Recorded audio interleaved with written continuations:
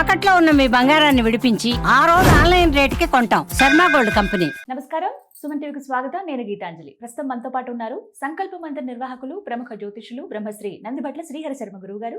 వారితో మాట్లాడదాం. గురుగారు నమస్కారం అండి. వాగర్థావివ సంపృక్తౌ వాగర్థ ప్రతిపత్తయే జగతః పితరౌ వందే పార్వతీ పరమేశ్వరౌ. ఆదిత్యాయ చ సోమాయ మంగళాయ బుధాయ చ గురుశుక్రశనిభ్యశ్చ రాహవే కేతవే నమః. శృంగేరి జగద్గురు పీఠాధిపతులకి, కంచి పీఠాధిపతులకి నమస్కారములు తెలియజేసుకుంటూ కార్యక్రమాన్ని ప్రారంభిద్దాం. గురుగారు, శని త్రయోదశి ఉందా లేదా అనేది ఒక పెద్ద సందేహం అండి. ఇప్పుడు శనివారం రోజున త్రయోదశి తిథి ఉందంటున్నారు. అది శని త్రయోదశి లాగానే చూడాలా? ఆ రోజున ఏమన్నా పరిహారాలు పాటించుకోవటం, శనేశ్వరుడికి పూజ చేసుకోవటం ఇలాంటివి చెయ్యొచ్చా? చేస్తే కనుక ఏ విధంగా చేయాలి? ఎందుకంటే చాలా సందర్భాల్లో శని త్రయోదశి గురించి మీరు ఎన్నోసార్లు వివరించారు. ఎలా ఉంటే మనం ఎప్పుడు పూజ చేసుకోవాలి, ఎలా శనీశ్వరుడు అనుగ్రహం పొందొచ్చు, వివిధ రాశుల్లో జన్మించిన వారు వీరందరూ అని చెప్పి. మరి రాబోతున్నటువంటి ఈ ఫిబ్రవరి 14 శని త్రయోదశ కాదా? ఎలా పూజ చేసుకోవాలి?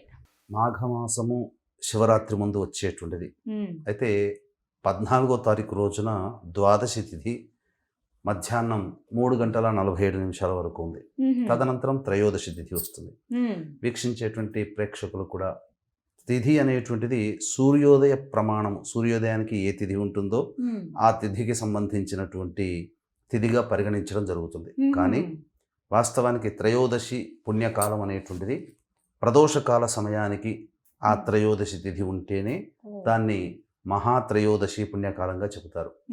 కాబట్టి తెల్లవారితే శివరాత్రి, దానికి ముందు రోజు ఉన్నటువంటిది ద్వాదశి మరియు త్రయోదశి తిథి కలిసినటువంటిది. ఆ త్రయోదశి తిథి ప్రదోషకాల సమయానికి ఉన్నటువంటి కారణం చేత మహాపుణ్యప్రదమైనటువంటిది. కాబట్టి వీక్షించేటువంటి ప్రేక్షకులు కూడా ఈ యొక్క శనివారం రోజున త్రయోదశి తిథి లేదా ద్వాదశి అని చెప్పి అనేటువంటి సందిగ్ధాన్ని పక్కకు పెట్టి, ప్రదోషకాల సమయానికి శనివారం రోజున త్రయోదశి తిథి ఉంది కాబట్టి అది మహోదయ, ఆ మహా శని త్రయోదశి పుణ్యకాలంగా పరిగణలోకి తీసుకొని శని ప్రభావం నుంచి బయటపడేటువంటి అవకాశాన్ని వినియోగించుకోవాలి.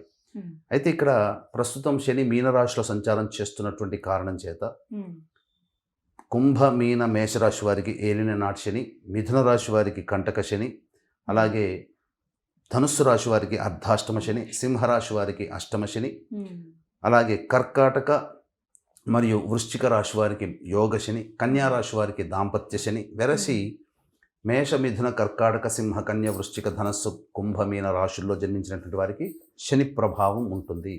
అయితే ఈ శని ప్రభావం అనేటువంటిది ఏ విధంగా మనకు ఇబ్బంది పెడుతుంది అని చాలామంది అంటుంటారు.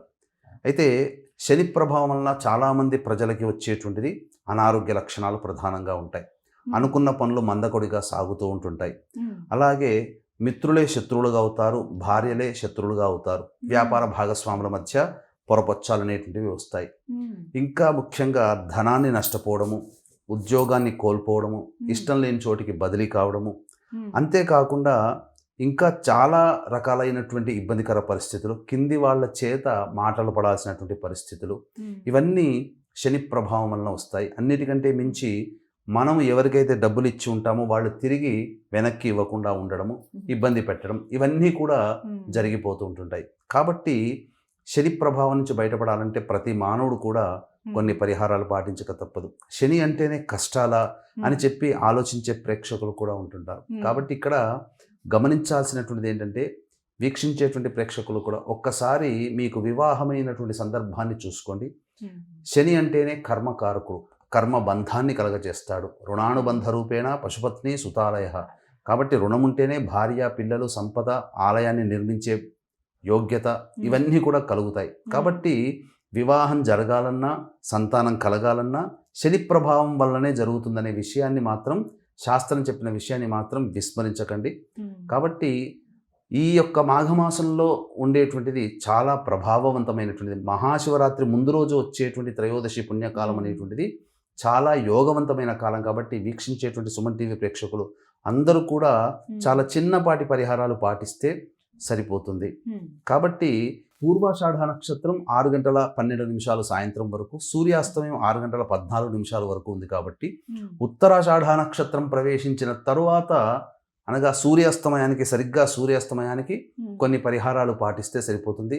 ప్రేక్షకులు పాటించాల్సినటువంటి నియమం ఏంటంటే, ఆ రోజు ఉపవాసం ఉండాలా, మళ్ళీ తెల్లవారితే మళ్ళీ ఉపవాసం. శివరాత్రి, మళ్ళీ ఆ రోజు కూడా ఉపవాసం ఉండాలి కదా, ముందు రోజు ఉపవాసం ఉంటే ఏ పనికొస్తుందా అని చెప్పి చాలామంది ఆలోచనలో ఉంటాయి. కాబట్టి మధ్యాహ్నం 12 లోపల శనివారం రోజున 14వ తారీఖు రోజున భోజనాది కార్యక్రమాలు పూర్తి చేసుకోండి. సాయంకాలం 5 గంటలకల్లా తిన్న పదార్థం జీర్ణమవుతుంది. మళ్ళీ శిరస్నానం ఆచరించి ప్రదోషకాల సమయానికి శివాలయానికి చేరుకొని నవగ్రహాల చుట్టూ శివాయ నమః అంటూ 27 ప్రదక్షిణలు చేయాలి. తదనంతరం కొన్ని చిన్నపాటి పరిహారాలు పాటిస్తే సరిపోతుంది. వీక్షించేటువంటి ప్రేక్షకులు కూడా మీ యొక్క సంకల్పం నెరవేరాలనేటువంటి యొక్క సదుద్దేశంతో మహిమాన్విత కాశీక్షేత్రంలో మహాశివరాత్రి రోజున విశ్వేశ్వర దేవాలయ ప్రాంగణ సమీపంలో పారాయణాలు, రుద్రాభిషేకాలు జరిపించడం జరుగుతుంది. 15వ తారీఖు సాయంత్రం 6 గంటల లోపల మీ గోత్రనామాదులు నమోదు చేసుకోవచ్చు. అలాగే 17వ తారీఖు రోజున పంచగ్రహ కూటమి, మాఘ అమావాస్య మరియు సూర్యగ్రహణం సౌత్ అమెరికాలో కనిపిస్తుంది, మనకు ఉండదు. కనిపించని మన గ్రహణానికి మనం నియమాలు, ఆచారాలు పాటించాల్సిన ప్రభావం ఉండదు, పాటించాల్సిన అవసరం లేదు. కానీ గ్రహణం ఏర్పడుతున్నటువంటి రాశిరీత్యా కుంభరాశిలో ఏర్పడుతుంది కాబట్టి వృషభ, మిథున, కర్కాటక, సింహ, తుల, వృశ్చిక, మకర, కుంభమీన రాశిలో జన్మించినటువంటి వారికి ఈ గ్రహణ దోష నివారణార్థమే 17వ తారీఖు రోజున మధ్యాహ్నం కాశీక్షేత్రంలో 3 గంటలకి గ్రహణ దోష నివారణ పూజలు, హోమాలు, చండీ హోమము, మృత్యుంజయ, రుద్ర, సుదర్శన, కాలభైరవ, శనిదోష నివారణ హోమాలు జరిపించి శక్తిపాతం చేసినటువంటి కరుంగలి మాల ఇవ్వడం జరుగుతుంది. అవకాశం ఉన్నవాళ్ళు 17వ తారీఖు మధ్యాహ్నం 1 గంట లోపల మీరు ఈ కార్యక్రమంలో నమోదు చేసుకోవచ్చు.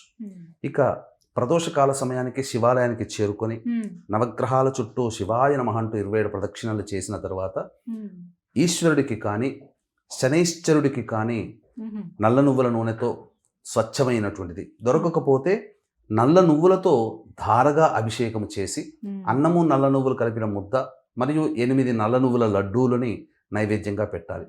తదనంతరం ఇంకా ప్రదోషకాల సమయం మిగిలి ఉంటుంది కాబట్టి చక్కటి బ్రాహ్మణుని పిలిపించుకొని సంకల్పం చేసుకొని ఆ యొక్క సంకల్పానికి చేసుకున్న తర్వాత దీపారాధన సంకల్పం, దాన సంకల్పం చేసుకోవాలి.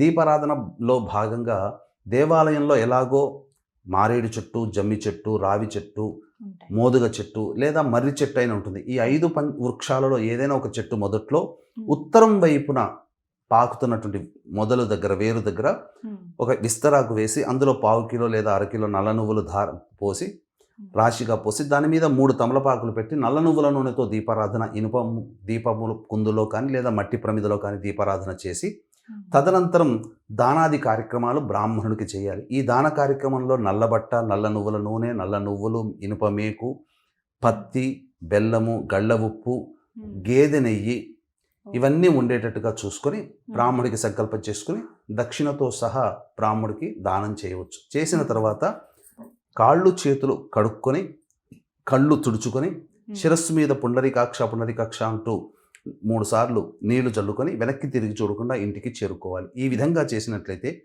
ఈ యొక్క శని ప్రభావం నుంచి బయటపడి మీరు అనుకున్నటువంటి రంగంలో మీరు విజయాన్ని పొందుతారు. ఇది ఎలా తెలుస్తుంది మనకు అని చెప్పి ఆలోచించేటువంటిది కూడా ఉంటుంది.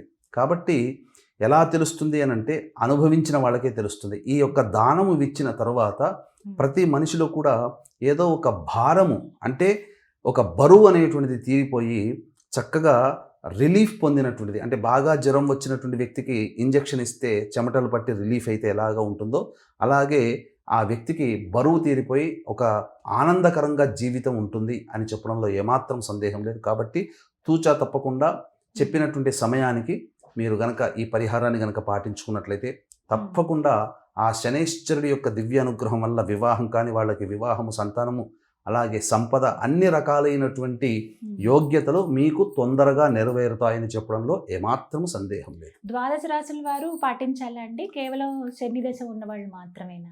సాధారణంగా ఇక్కడ ఒక విషయం గమనించుకోవాలమ్మా. శని అంటేనే ఇంతకుముందు చెప్పుకున్నట్టుగా కర్మకారకుడు. అంటే మనం గత జన్మ, అంటే ఏ జన్మలలోనైనా చేసిన ప్రతి పని, ఇప్పుడు ఈ జన్మల్లో చేసిన ఆ ప్రతి పనికి సాక్షిభూతుడు సూర్య భగవానుడు. అవన్నీ ఆయన లెక్కలో రికార్డు అవుతాయి. ఆ సాక్షిభూతుడైనటువంటి సూర్య భగవానుడు ఏదైతే నమోదు చేసుకుంటాడో ఆ యొక్క సంబంధించినటువంటి విషయాలన్నీ మరుజన్మ ఎత్తినప్పుడు అది శని భగవాని చేతిలోకి వెళుతుంది.